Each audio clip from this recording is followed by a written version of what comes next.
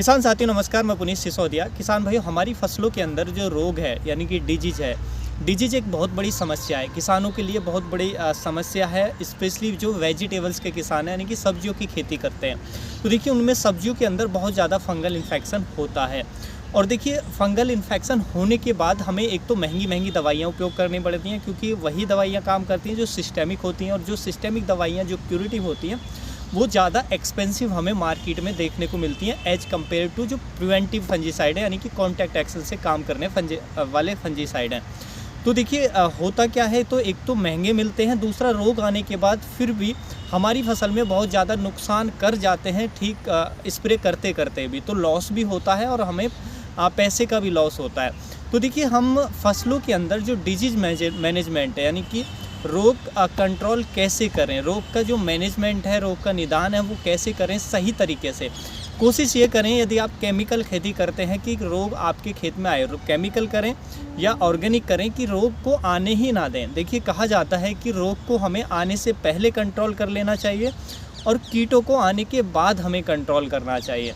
तो देखिए आज की इस वीडियो में हम बेस्ट ऐसी प्रैक्टिसेस के बारे में समझेंगे कि यदि आप उसको फॉलो करते हैं तो रोग आपके मैक्सिमम 95% रोग आपका प्रिवेंट हो जाएगा कि आपकी फसल में रोग आपको देखने को ही ना मिले और फसल आपकी हेल्दी चले।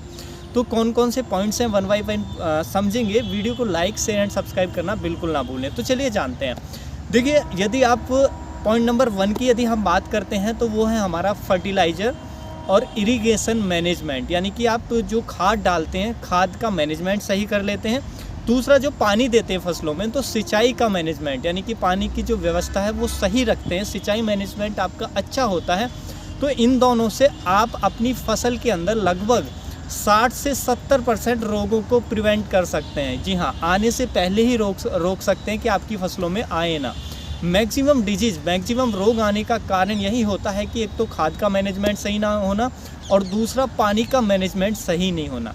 देखिए आप सब जानते हैं कि हम फसलों में, हमारी फसलों के अंदर कुछ खाद ऐसे होते हैं, कुछ न्यूट्रिशन ऐसे होते हैं, पोषक तत्व, तो उनकी कमी हो जाती है तो उसके कारण रोग हमें देखने को मिलते हैं। तो इसलिए किसी भी तत्व की कमी नहीं होनी चाहिए, बैलेंस मात्रा में प्लांट को मिलना चाहिए। और यदि वो ओवरडोज भी हो जाए, बहुत सारे किसान ये भी करते हैं कि यूरिया अंधाधुंध दे रहे हैं, बहुत सारे खादों का अंधाधुंध उपयोग करते हैं, तो इससे भी नुकसान होता है, टॉक्सिसिटी होती है और उसकी वजह से भी पौधा स्ट्रेस में जाता है और पौधे पे तरह तरह के फंगल इन्फेक्शन या इंसेक्ट का अटैक होता ही है।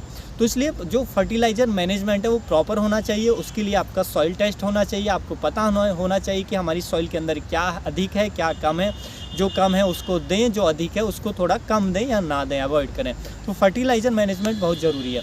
उसके बाद जो इरिगेशन मैनेजमेंट यानी कि सिंचाई की व्यवस्था, जो पानी देते हैं आप, वो बहुत इंपॉर्टेंट है, स्पेशली वेजिटेबल क्रॉप के अंदर। देखिए वेजिटेबल्स क्रॉप के अंदर यदि आप ओवरफ्लूड करते हैं तो उससे काफ़ी ज़्यादा रोगों की समस्या आती है। जितने भी सॉइल बाउंड डिजीज़ आपको देखने को मिलेंगे वो पानी की वजह से वो समस्या देखने को मिलती है, जैसे damping off, collar rot, root rot, wilt, बहुत सारे रोग ऐसे हैं जो उसकी वजह से ही आते हैं, सॉइल बाउंड डिजीज होते हैं। तो हम पानी का मैनेजमेंट हमें सही रखना है कि हमारा जो पानी है वो हमारे क्रॉप तक के जो तना है, स्टेम, उस तक नहीं पहुंचनी चाहिए, हैवी नमी नहीं होनी चाहिए, यानी कि पानी ज़रूरत से ज़्यादा आप क्रॉप में बिल्कुल भी ना दें। पानी का सही सिंचाई व्यवस्था आप रखेंगे, सही मैनेजमेंट रखेंगे सब्जियों के अंदर, तो आप वैसे ही जो काफ़ी सारे रोगों को प्रिवेंट कर लेंगे। तो पानी कम भी ना हो, क्योंकि कम होगा तो पौधा स्ट्रेस में जाएगा, आपकी फसल फ्लावरिंग स्टेज में है, फूल बनने की अवस्था में है, तो फ्लावर ड्रॉप होंगे, उससे भी लॉस होगा। पानी ज़्यादा होगा तो भी फ्लावर ड्रॉप होता है और रोग तरह तरह के आते हैं जिससे नुकसान होता है। तो इसलिए पानी का मैनेजमेंट यदि सही कर लेते हैं तो बहुत हद तक आप रोगों को प्रिवेंट कर लेते हैं। उसके साथ साथ आता है जो हमारा इंसेक्ट का मैनेजमेंट, जो कीट है। देखिए कीटों का मैनेजमेंट भी सही टाइम पे करना बहुत ज़रूरी हो जाता है। ऐसा नहीं कीट आ गए और लंबे समय तक आप उनको कंट्रोल नहीं कर रहे तो भी समस्या आ जाएगी। तो कीट आने के बाद उसको पहचान के और सही समय पर उसको कंट्रोल कर लेना चाहिए, यानी कि जल्दी ही स्टार्टिंग स्टेज में ही हमें कंट्रोल कर लेना चाहिए। क्योंकि जो भी कीट होते हैं वो आप सब जानते हैं, या तो रस चूसक कीट होते हैं या जो हमारे चबाने वाले कीट होते हैं, यानी कि पत्तियों को खाते हैं या उनका रस चूसते हैं। 2 तरह के कीट होते हैं। रस चूसते हैं वो भी हमारी पत्तियों को डैमेज करते हैं। देखिए पत्ती की ऊपरी सतह होती है एक एपिडर्मिस जिसको बोलते हैं, जो पत्ती को प्रोटेक्ट करती है, पूरे प्लांट को प्रोटेक्ट करती है। सबसे ऊपरी लेयर को हम एपिडर्मिस कहते हैं, जो बाहरी आघातों से हमारे पौधे को बचाती है। जब कोई भी कीट उस पर बैठकर उस एपिडर्मिस को डैमेज कर देगा तो वहाँ से आसानी से कोई भी fungal infection, bacterial infection plant के अंदर जाने के चांसेस बढ़ जाते हैं। आपने देखा होगा जब भी हम हमारी फसलों के अंदर कीटों का अटैक ज़्यादा हो जाता है तो आप देखते हैं उस फसलों के अंदर फंगल इन्फेक्शन भी बढ़ जाता है या फंगस आने के चांस भी बहुत ज़्यादा रहते हैं या आ ही जाती है। तो इसलिए रोग का अटैक है तो साथ में प्रिवेंटिव फंजीसाइड उस कीट को कंट्रोल करने के लिए तो दें, साथ में कोई कॉन्टैक्ट फंजीसाइड भी दे दें जिससे वो हमारा कोई भी रोग या कोई भी फंगल इन्फेक्शन उसमें अटैक ना कर पाए। तो ये हम इस तरीके से हमें प्रिवेंट करना चाहिए। उसके साथ साथ देखिए हमें प्रिवेंटिव फंजीसाइड यानी कि कॉन्टैक्ट फंजीसाइड का समय समय पर उपयोग करते रहना चाहिए। यदि आप केमिकल खेती करते हैं, यदि आप ऑर्गेनिक जैविक खेती करते हैं तो बहुत अच्छा है, उससे बेटर कुछ है ही नहीं। लेकिन यदि हाँ आप रासायनिक ही करते हैं तो फिर आपको कॉन्टैक्ट फंजीसाइड का बीच बीच में उपयोग करता रहना चाहिए।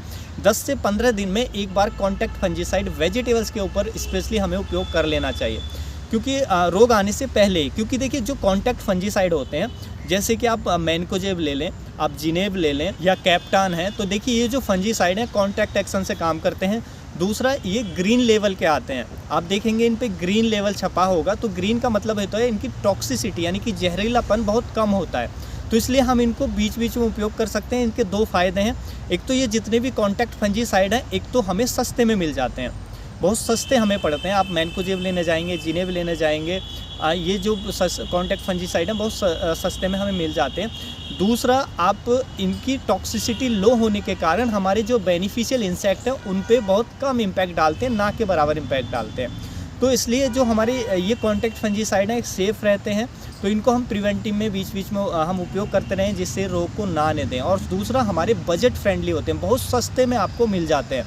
वहीं पर यदि रोग आ जाता है तो बहुत महंगा फंजीसाइड आपको परचेज करना पड़ेगा, जो सिस्टेमिक भी होगा और जो कम से कम येलो लेवल के साथ आएगा, यानी कि उसकी टॉक्सिसिटी भी हाईली टॉक्सिसिटी होगा जिससे फंगस को तेज़ी से ख़त्म करे, और वो बहुत एक्सपेंसिव होते हैं, महंगे होते हैं।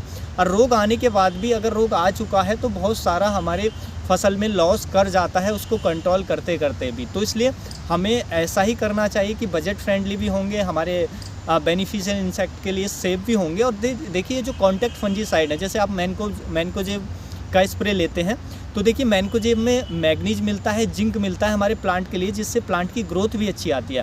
जिनेब आप लेते हैं तो उसके अंदर भी जिंक मिलता है। एक आता है हमारा प्रोपिनेब एंट्राकॉल, वो भी एक कॉन्टैक्ट फंजीसाइड है, वेजिटेबल्स क्रॉप के लिए बहुत अच्छा है। वो थोड़ा सा स्लाइटली ज़्यादा टॉक्सिक है, यानी कि वो ब्लू लेवल के साथ आता है, यानी कि ग्रीन के बाद ब्लू आता है, ब्लू के बाद येलो आता है, येलो के बाद रेड आता है। रेड लेवल के जो हैं वो बहुत ही खतरनाक होते हैं, हमें उनका उपयोग नहीं करना चाहिए। तो ग्रीन का आप कोशिश करें, ग्रीन के बाद ब्लू आप यूज कर सकते हैं। तो ब्लू भी ज़्यादा टॉक्सिसिटी नहीं होती है, लेकिन वो एंट्राकॉल ब्लू लेवल के साथ आता है, बहुत शानदार काम करता है प्रिवेंटिव में। उसके अंदर भी जिंक होता है और वो भी सस्ते में मिल जाता है। तो ये जो फंजीसाइड है सस्ते में हमें मिल जाते हैं। एक साफ फंजीसाइड आता है, हालांकि उसमें देखिए कार्बेंडाजिम भी होता है, मैनकोजेब भी होता है, तो उसमें सिस्टेमिक कॉन्टैक्ट का कॉम्बिनेशन है और वो भी ग्रीन लेवल के साथ ही आता है, तो वो भी बहुत अच्छा है स्टार्टिंग के लिए। और वो क्यूरेटिव में भी काम करता है, यानी कि रोग आने के बाद भी वो काम करता है, तो वो बहुत अच्छे हैं। तो ये जो हमारे सस्ते फंजीसाइड है उनका ज़्यादा से ज़्यादा उपयोग करें। आप जो महंगे फंजीसाइड हैं उनसे बचें। बहुत सारे महंगे फंजीसाइड हैं, बहुत महंगे मार्केट में आ रहे हैं जो हमारे किसान भाई उपयोग करते हैं, तो उनसे बचें, उनका उपयोग ही आपको ना करना पड़े।